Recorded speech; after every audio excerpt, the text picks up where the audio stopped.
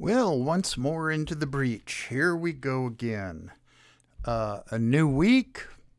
I wish I could say I'm a new Midnight Skeptic, but you'll have to deal with the old Midnight Skeptic. Here's my play-in music.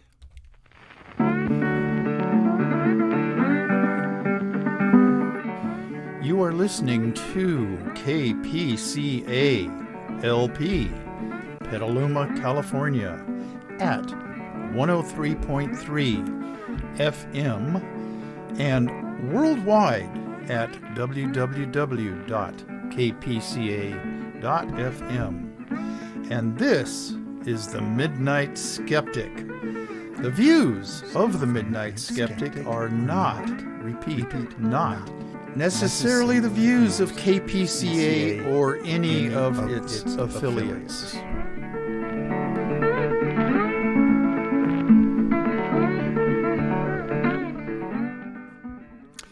I guess I should probably not waste a lot of time saying that my views should be the views of Petaluma Community Access, KPCA LP 103.3 and all of that. But they're not necessarily their views. Although getting to know the powers that be down there, I kind of think that my views are their views, which, incidentally, are the very correct views to have. If there's anybody out there that disagrees with me, please send all hate mail, death threats, etc., to the Midnight Skeptic at gmail.com.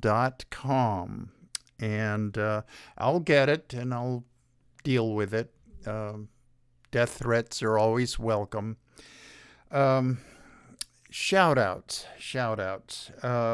Locally, kind of a new listener, Art Kutznet. Nariman, I've been saying this all along, but Nariman, you and I are just going to have to sit down at that wine bar in the theater district and just sip and talk and catch up. Okay, up in Katati, Kevin and Lori, and then Dennis and Megan down in Tiburon. Dennis, you got one more week of work. Next Friday is going to be your last work day, and then you get 6 weeks off, I guess. All right. I bet you're looking forward to that. Okay, up in Sacramento, Dave and Rosita Takach. I really hope you guys are feeling okay now. And I'm sorry that you came down with the dread COVID. Mickey Huff up in the Sacramento area. I'm still not sure exactly which town it is that you commute down to Diablo Valley College from, but it's probably you're correcting final exams in your classes. Okay, good luck with that. Okay, Sebastopol, Rich and Kathy Berger, and then down in Pacifica, Stan and Kathy. You guys are probably over in Texas now, helping your daughter with her second child, I believe it is. And then down to L.A., Jackie and Wayne Kolar and Samantha, their daughter. Samantha listens in every now and then. And then the Sonora crowd, Bob and Sandy Fisher, Brad and Martha Fisher. Martha, take care of yourself. Wear your PPE. COVID has not gone away. Darrell Larson, Leonidas Maciel, Judy May, Kathy Francis, and then all the way down in Mexico City, Rosy Negrete Lopez. Okay. And then back up to Arizona, Karina Hilliard, the snake removal lady, snake removal technician, I guess. and my brother Brandon and his wife Mina and their daughter Andrea, who is also a nurse down there, and her husband Tim, and the three little terrorists. Tim, the Warriors are going to kick ass tonight and also on Friday. Mark my words. Okay. And then Arkansas, Shannon Reed, then over to Florida, Alice and Nelson Lydell in the Sarasota area, and then over to Edgewater area, Amelia Beamer, up to the Raleigh-Durham area, Herr Dr. David Rubin and his wife Vicky, and then all the way up to New York, to Long Island, Geraldine Goldfinger. Okay, that's the, I think I got everybody. I didn't write them all down, but anyway, on my Facebook page, where I announce what I'm going to be ranting about each week, I said that I really hate being a Debbie Downer all the time, and that I was going to really try to find some good news. Well, I did find some good news items here. It's been a heck of a week, a heck of a last 2 weeks, and this year, 2022, I think it could be a watershed moment in our country's history. November elections is what I'm talking about, and I really fear for our country's future if, here I am getting political, if we don't vote out all possible Republicans, I really fear for our country's democracy.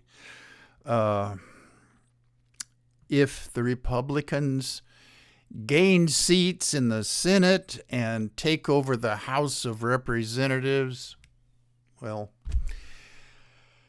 doom and gloom. There's a good chance that a number of Republican Congress races here in California will flip from red to blue, and we may do enough of them to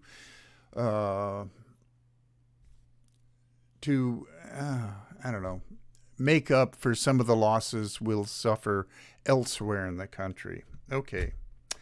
There is a combination, good news and corrections from the last week's show.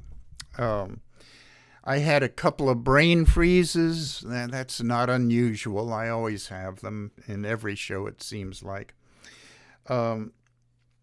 Correction. The Stonewall Inn is not in Brooklyn, as I erroneously said on last week's show. It's actually in Greenwich Village, which is in Manhattan. And then that's where in 1969, there was a fighting back of the transgender, the drag queens, and other LGBTQ people against the latest police raid of the Stonewall Inn. It was actually, believe it or not, illegal for two people of the same sex to dance together. And not only that, there were clothing laws which said to the effect that if you were a male, you had to wear at least 3 items of male apparel. Or if you were a female, you had to wear at least 3 items of female apparel. How ridiculous is that? And all of these laws were fomented by religious types. It was not just made up out of whole cloth from some Republican's brain. They had to be urged to do this by the religious powers that be in New York. Anyway, and then after the Stonewall riots in 1970, the very next year, there was the first march, and I forget what they called it then, but and I forget the name of the street that Stonewall is actually on. But the marchers circled around the block and held up signs, and the drag queens were in drag, and they succeeded in starting off the Gay Freedom Day marches. It has since been termed pride parades. Okay, and over in San Francisco, we had up and down Polk Street the first Gay Freedom Day march in 1972. Okay, now I'm riffing off the top of my head. Another brain freeze. I couldn't remember when I was talking about dykes on bikes. Okay, well, here's the brief correction about that. Okay. The decision by the United States Patent and Trademark Office, the PTO, it made a decision after much arguing and hearings about it on November 13th of 2006.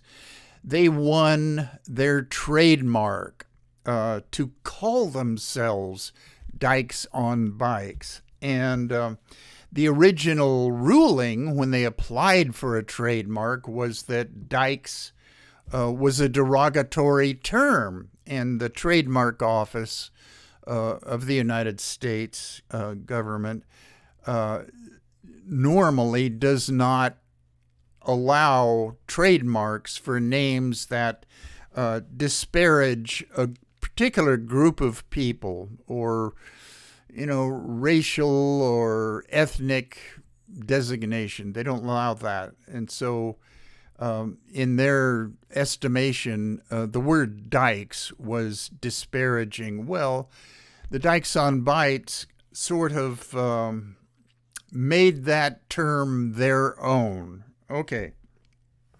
Let's see. The Dykes on Bikes were first formed in 1975 as leaders, the leading off group of the Gay Freedom Day Parade, which is now called Pride Parade. Now there are 22 chapters of Dykes on Bikes worldwide, and they are a 501c3 nonprofit organization. They do quite a bit of charitable work in the gay community. And let's see. Okay, I'm getting a phone call here, and I'm going to let it go. Yeah, boy. Okay. Jeez. Okay. That was good news, actually, that the Dykes on Bikes are actually able to call themselves that, and that the Stonewall Inn, actually, 3 years before the Stonewall riots, in San Francisco, we had the Compton cafeteria riots. Depending on who witnessed this, it could be called a protest of some sort, a resistance of some sort, but it hardly qualifies as a riot. Okay, but we had the same problems here in San Francisco, where the police would occasionally go down and just bust some faggots or trannies and go arrest them for just being who they were. I'm glad that we're off that kick. And again, it was religiously based laws that discriminated against what they called at the time cross-dressers. Okay. All right. Enough of that. Okay. Republicans in the Ohio House of Representatives passed a bill that allows anyone to question any child athlete's gender, and requires them, if there's a complaint made about them, to have a physician write a statement concerning the child's sex and gender. Representative Beth Liston, who is a representative from the District of Dublin in Ohio, said, and she's a Democrat, and so she was fighting against this bill, which was House Bill 151 in Ohio, and it would require schools, state universities, and private colleges to designate single-sex teams and sports for each sex. There is only one transgender girl in the whole state of Ohio that is currently participating on a girls' sports team, which is softball.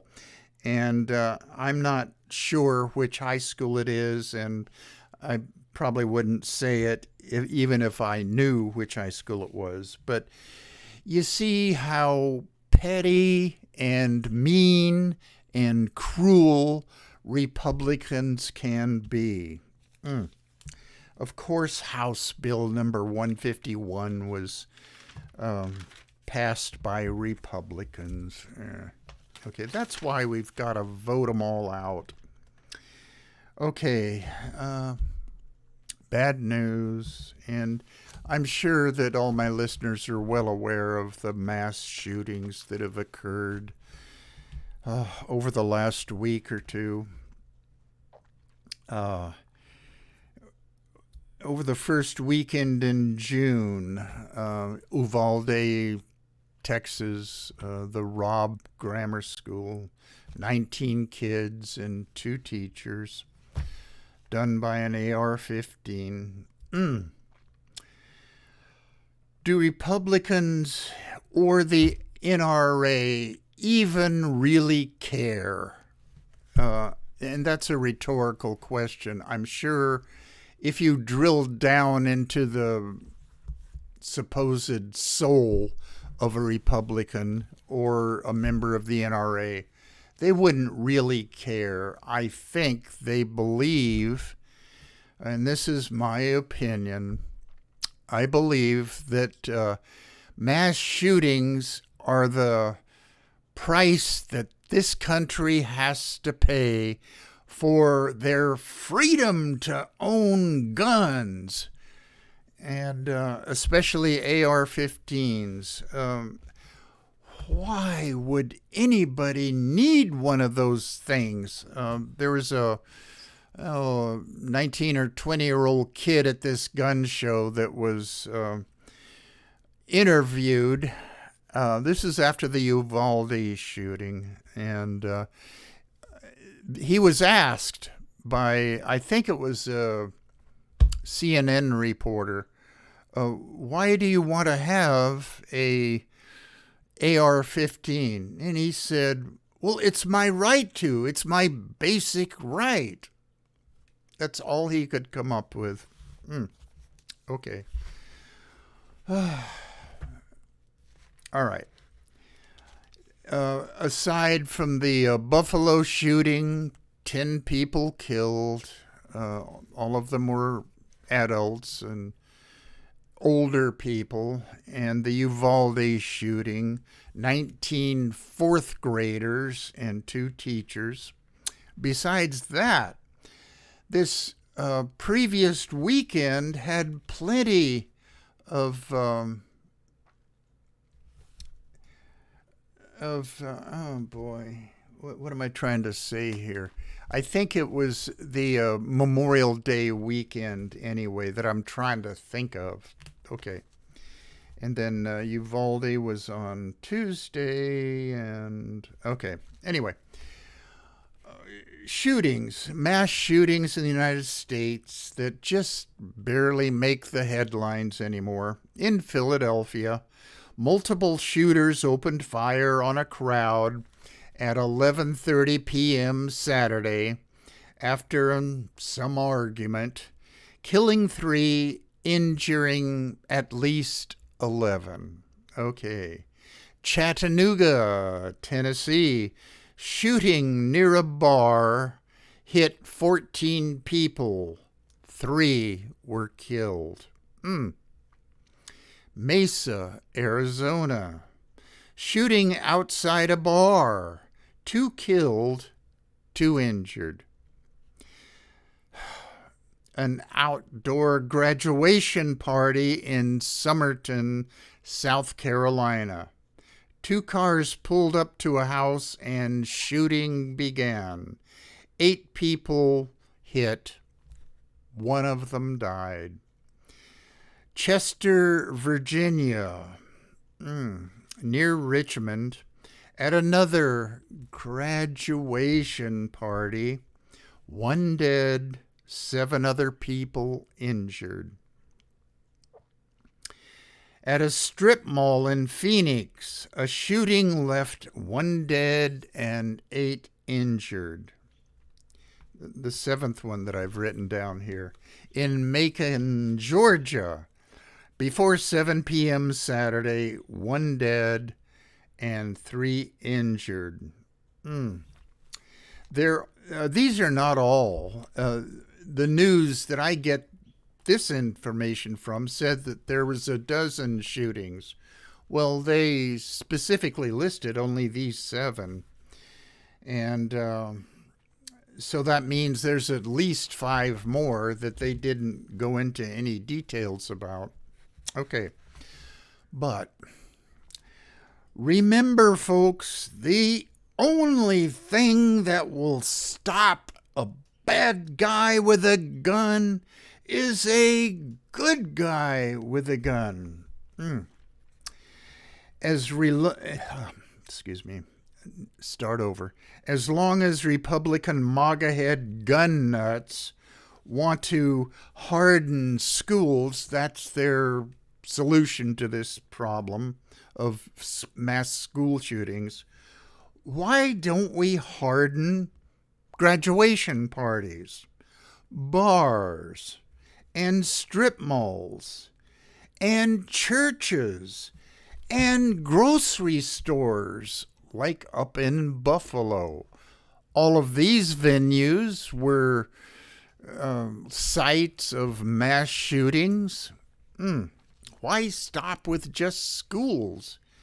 And the word hardening has entered the Republican MAGA head lexicon as a way to solve these problems. And it's Texas Republicans specifically that are tossing out these solutions. Ted Cruz, the most vomit-inducing senator, is pushing this solution, as is Louis Gohmert, the stupidest congressman in the House of Representatives. Marjorie Taylor Greene may be giving Louis Gohmert a run for his money as title of the stupidest House of Representatives member. Okay. Another solution proposed by gun nuts in the Republican Party is to have a resource officer, which means a policeman armed on campus at all times. Well, Robb Elementary did have a resource officer. He happened at that moment not to be on the campus. So, you know, why don't we have resource officers at every school in the U.S.? Not just that, but at every church, every hospital, every grocery store. You know, those are all sites of mass shootings. The gun manufacturers who control the NRA, which in turn controls the Republican Party, every law that's proposed, usually by Democrats trying to incrementally make gun ownership safer and a little bit more difficult, the gun manufacturers view it through the lens of, will this law or will this law not promote gun sales? If it won't, then they direct their pets in the Republican Party to vote against the law. And I don't have a lot of faith that the age of being able to buy an AR-15 will be even raised to 21. I mean, there should be assault weapon bans anyway, but the very least that we can do is raise the purchasing age to 21. We did have an assault weapon ban during the Clinton administration, and it lasted for 10 years, and it had a sunset feature in the bill, and it did go away. And the ban back in the Clinton administration actually had some Republican support. But as the NRA wrapped its claws around the Republican Party, the Republicans were directed to let that law go away. We want to sell more assault weapons. We make profits on those things. Okay. Okay. I need to give myself my throat a little rest here. Okay, there is yet another reason to cut air pollution. It would increase crop yields. Okay, what causes crop yields to go down because of air pollution?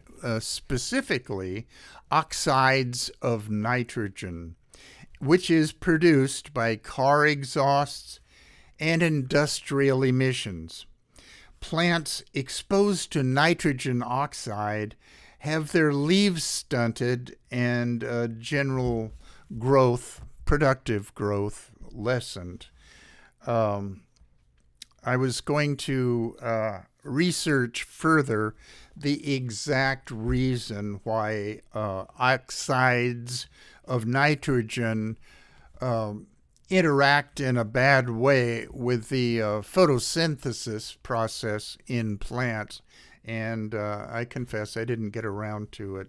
But that's another reason to go over to EVs, electric vehicles. Car exhaust is a big reason why there's plenty of Air pollution, specifically oxides of nitrogen.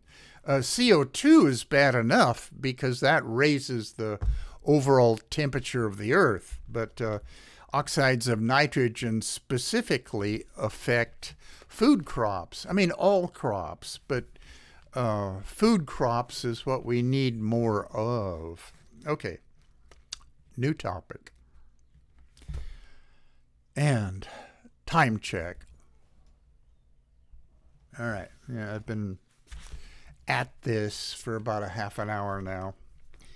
Representative Louis Gohmert, I've mentioned him before on this show, aka the stupidest U.S. congressman.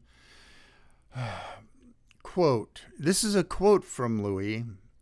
After the Justice Department indicted Peter Navarro. Now, the January 6th committee of the House of Representatives, they're going to have live hearings beginning Thursday. Now, I'm not very hopeful that any of this will result in any action.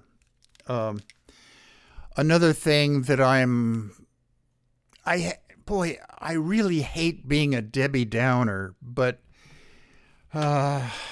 realistically, I really don't think that the orange sociopathic bloat bag is going to be held responsible in any way, shape, or form by the January 6th committee, which might refer criminal findings over to the Justice Department. I don't think the Justice Department or Department of Justice actually will indict former guy, the orange sociopathic bloat bag. I just don't see that happening. But that is yet another reason to vote out all Republicans. I'm telling you, if they take over the House of Representatives, they're going to dismantle the January 6th investigation committee.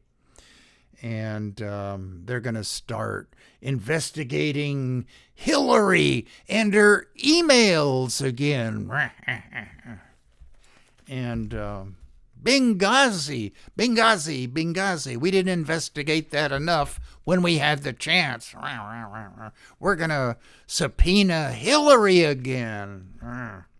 Okay, so just please, in November, please vote out all Republicans. Let philosophical, honest conservatives restart. In fact, don't even call it the Republican Party. Call it the fiscally conservative responsibility and spending party or something like that. Republicans are just, or should be, anathema to Americans everywhere. Okay, wait a minute. I'm off my notes again. Okay, Peter Navarro. Okay, he's going to be questioned. If he shows up, he might just tell them to go shove it up their ass and just accept whatever comes down the pike.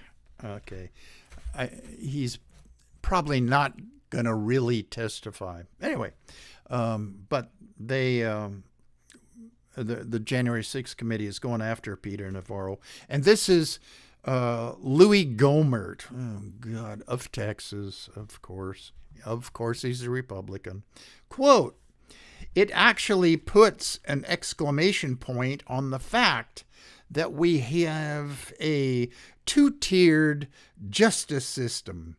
If you're a Republican, you can't even lie to Congress or lie to the FBI, to an FBI agent, or they're coming after you. This is an actual quote from a guy that's been elected to the House of Representatives, that's charged with running this country, making laws for this country. Okay. He goes on. I wasn't through the quote. Okay. He was whining. You can't even lie to Congress or lie to an FBI agent, or they're coming after you. They're going to put you in the D.C. jail and terrorize and torture you and not live up to the Constitution, as if he's ever actually read the Constitution. There's Louis Gohmert. I've got to find out which congressional district in Texas he represents. He doesn't speak well of the people that actually live there. Okay. New topic. Okay, Savannah, Georgia gun maker Daniel Defense, the maker of the AR-15 used in the Robb Elementary School mass killing in Uvalde, Texas, is being sued by a special ed teacher from Robb Elementary School who survived. She is challenging whether the gun maker can be sued for the way it markets its weaponry. Called this action in court is called a pre-suit deposition. The suit will force the gun maker to produce receipts of the company's profits from sales and lobbying expenses, as well as materials from its website. A similar lawsuit was brought against Remington as a result of the Sandy Hook school massacre. The 9 Sandy Hook families who sued eventually, and this took a long time, eventually won $73 million. Incidentally, the Remington gun maker is in bankruptcy now, and I hope that that lawsuit victory helped that along. I hope that the CEO and CFO and COO and all of those icky suits that are running Remington become homeless. All right. On April 12th this year, Eileen Steur, capital S-T-E-U-R, filed a lawsuit against, wait for it, Glock, the handgun manufacturer, and its Austrian parent company, Glock GmbH. Now, Glock, Jess. I don't know what this means in German. Capital G-E-S, and then small m period, small b period, small h period. Okay, that's the parent company's official name, I guess. Okay, anyway, they were sued. Eileen did this. It was sued over its marketing tactics. She was one of 10 people injured in a mass shooting on a New York subway. That happened relatively recently. I forget the exact date that it happened, but she has permanent injuries now and is not able to work and requires care and extra hospital visits now and then. But okay, this is good news that I'm going to say, and I'm being sarcastic. On its website, after the Robb Elementary School shooting, on its website, Daniel Defense offered wait for it, their thoughts and prayers for the families in Uvalde, Texas. Man, that's good of them. Jeez, what great Christians they are. I know what they're praying for. Please, Lord, let this just blow over as soon as possible. Okay, another time check. All right. Here's more good news. Okay, limited good news, but it's good news nonetheless. Hawaii, surrounded by the Pacific Ocean, has the lowest gun death rate in the U.S. and the second strictest gun control laws in the nation. Well, who's number one as far as gun safety, gun control laws? Yay, California. And there's been a lawsuit brought against California because California has outlawed assault weapons. Well, some creep, probably a Republican, probably a MAGA head, has brought suit to overturn that law. It's being litigated right now as we speak. Okay. The rate of gun deaths per 100,000 residents in the states that are most affected by gun violence. Okay. Numero uno. Mississippi, 28.6 deaths per 100,000 residents. Louisiana, number two, 26.3 per 100,000. Wyoming, land of the free, home of the cowboys who really need these guns. 25.9 deaths per 100,000. Missouri, 23.9 deaths per 100,000. Alabama, 23.6 deaths per 100,000. And let's see, how many were listed here? 1, 2, 3, 4, 5, 6. Okay, coming up in sixth place, and this is the end of the list. Alaska, 23.5 deaths per 100,000 people. Now, these states' rates of gun ownership is almost in the order of gun deaths. Okay, they're not in an exact correlation, but they're close.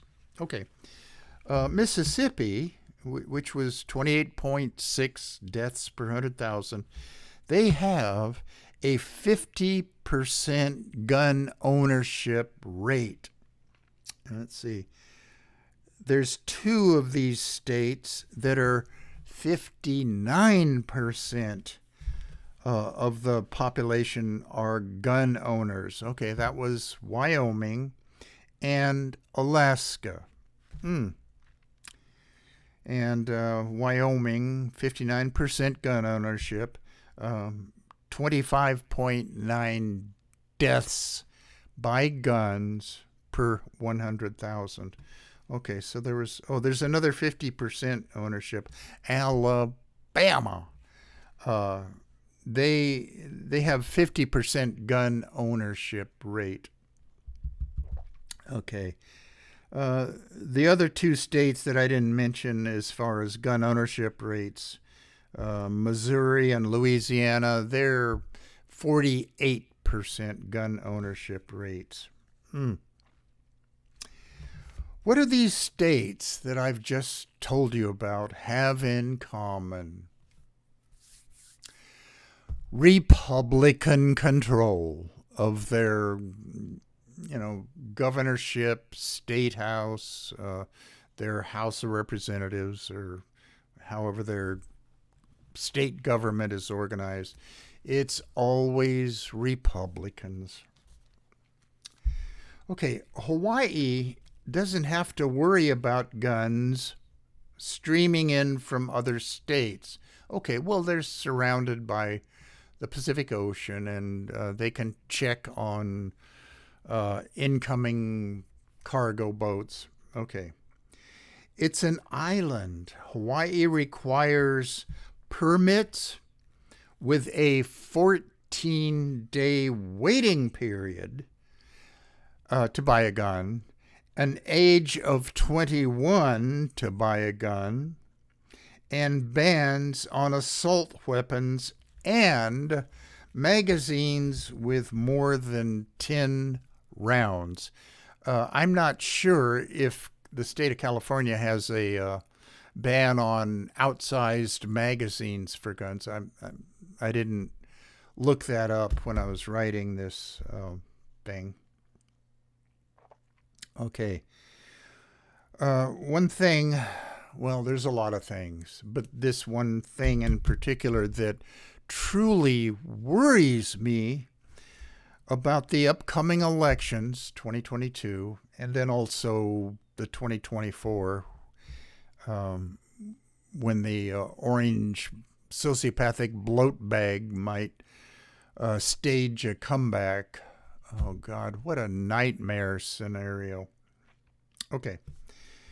Trump loyalists are trying to infiltrate voting machines in Michigan in an attempt to find evidence of the big lie for the 2020 election in Michigan. Secretary of State of Michigan, her name is Jocelyn Benson, has the state police investigating these attempts by Republican MAGA head Trump cultists to breach the security of Michigan's voting machines. There's Trump loyalists that are thoroughly convinced that the machines have been tampered with, and they're just searching for evidence. Okay. To investigate the voting machines, they breached the security of them. Even if no evidence of wrongdoing is found by these Trump loyalists, Trump cultists would succeed in undermining the unaware public's faith in voting security. Republicans are constantly whining that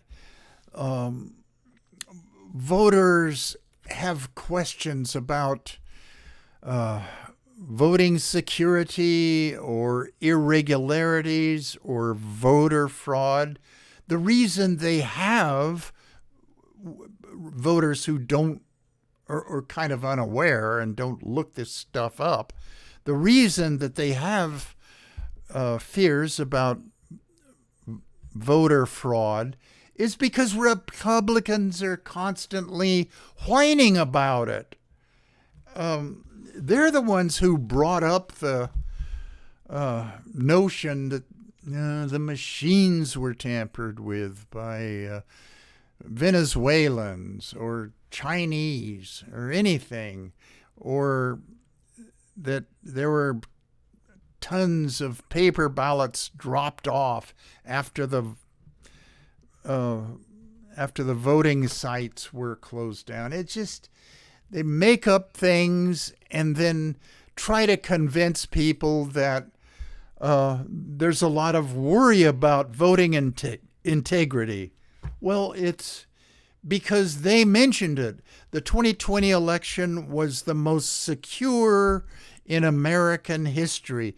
The handful of voter fraud were a few people in Florida, Republicans, and a few people in Pennsylvania, Republicans. And I've talked about this on previous shows.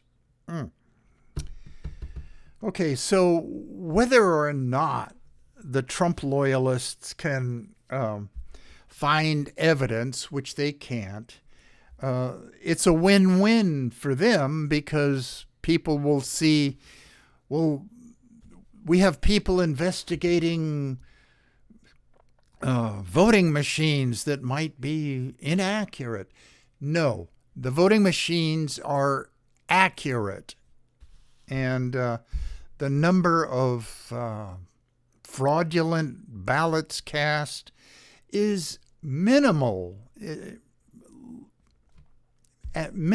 at best. This 2020 election was the most secure in history. This stupid outfit that Arizona Republicans hired to do a recount and an investigation. I forget their name now. There's something ninja.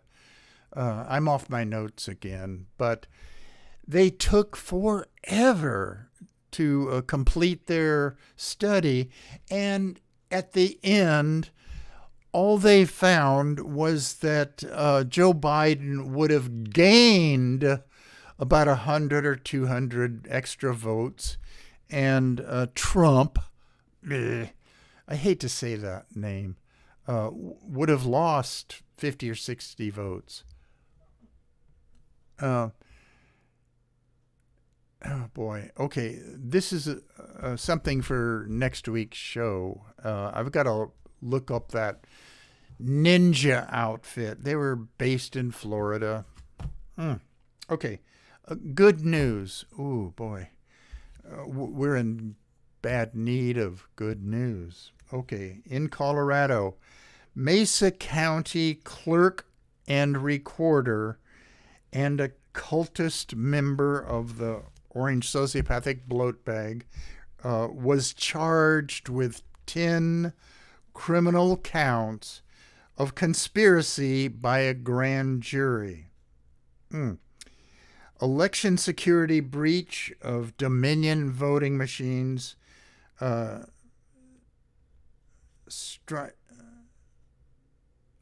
She's been stripped. Damn, my handwriting strikes again. And out of all this, I forgot to write her name down. Ah, jeez. Nope.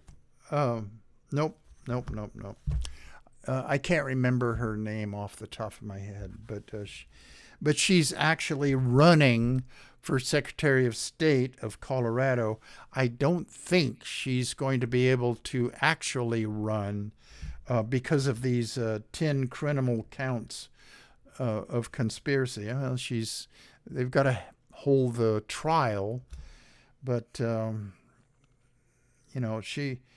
she was allowing some of her friends to get into the inner workings of Dominion voting machines there in Mesa County, Colorado, because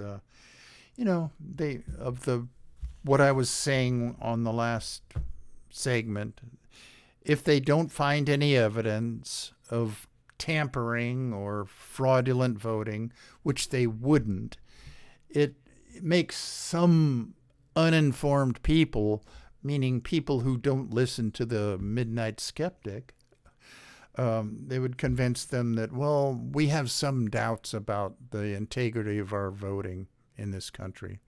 Okay. Whew. Okay. Shoot. Okay. I've got about 5 more minutes to just riff on things. And like I say, I really hate being a Debbie Downer, but the times that we're living in right now, the year 2022, is kind of the culmination of a lot of bad things that are going on in the world and some in this country. Okay, overriding everything is global warming and what I mentioned before, air pollution that cuts down on crop yields. Hunger and thirst is going to be a worldwide crisis in the very near future.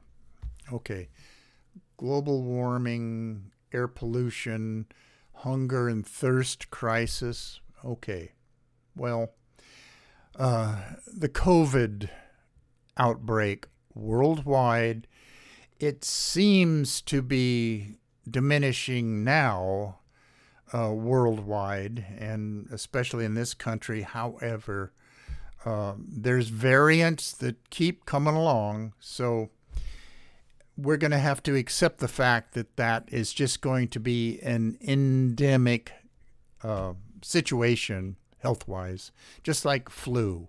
So we'll probably have to end up getting vaccinated once a year, just like we do for flu, except for the anti-vaxxers, the Trumpers, the deplorables, as Hillary Clinton said. Okay, all right. COVID outbreak. Okay. Russia invading Ukraine. And boy, is that not going to help worldwide hunger. A significant portion of the world's consumption of wheat, corn, and oil from brain freeze yet again. Sunflower seed oil comes from Ukraine and to a certain extent Russia.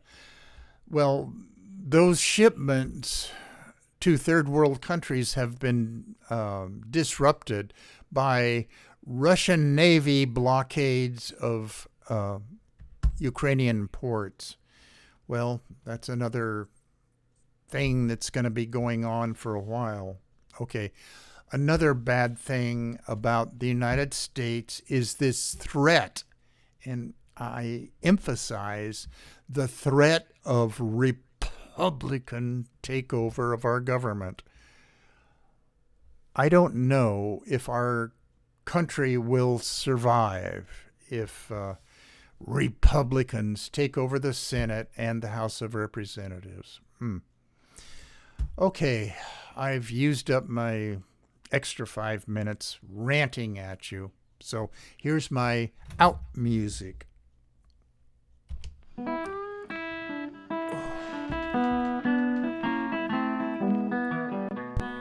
You have been listening to The Midnight Skeptic on KPCA LP, Petaluma, California. And we're at 103.3 on the FM dial and worldwide at www.kpca.fm. Support community radio at patreon.com/Petaluma Community Access. And remember, think critically, think logically, but live joyously and most importantly, pet your cats.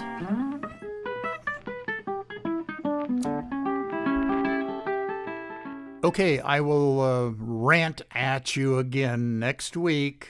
And for the YouTube people, it will be the middle of the week next week, just like this is the middle of the week now. And for the radio people, it'll be Sunday at 9 o'clock.